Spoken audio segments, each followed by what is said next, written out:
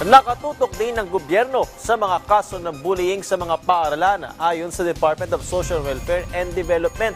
May inilatag ng intervention ng kagawaran hindi lang para sa mga biktima kundi pati na rin sa mga nambubuli. Ang detalye sa report ni Clazel Pardilla.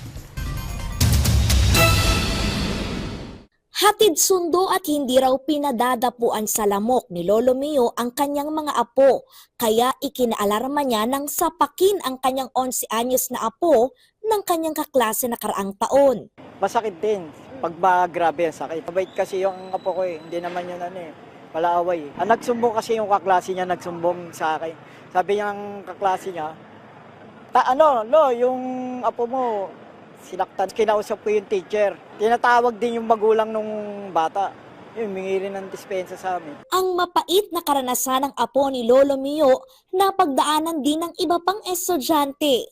Noong Pebrero lamang, sugatan ang dalawang mag-aaral matapos mapaaway sa labas ng eskwelahan sa Pasig City. Dalawang grade 8 students naman sa Las Piñas City ang namatay matapos saksakin ng kanyang 3 schoolmate dahil sa hindi pagkakaintindihan.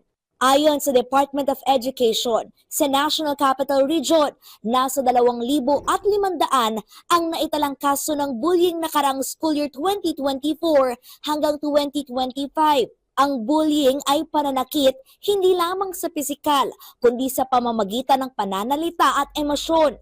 Ang mga ganitong issue, mahigpit na pinatututukan ni Pangulong Ferdinand R. Marcos Jr. ngayong pasukan. Tinututukan namin yung mga cyberbullying, yung mga bullying dahil nagiging malaking problema, mental health problem ng mga bata dahil hindi maayos ang patak. Kung talaga may bullying, hindi sila makapag-aral ng mabuti. Itinalaga ng Pangulo ang Department of Social Welfare and Development para tutukan ang mental health at kapakanan ng mga batang naapektuhan ng bullying, mapa-online man o personal. Pinalalakas ng ahensya ang mga hakbang kontra bullying. Mahigpit na ipatutupad ang komprehensibong approach na hindi lamang magpoprotekta sa mga biktima, kundi tutugon din sa mga bully. Sa mata namin, ang kabataan ay isang vulnerableng sektor. Yun ang bully, bagamat siya yung aggressor, meron rin tayo dapat na intervention sa kanya.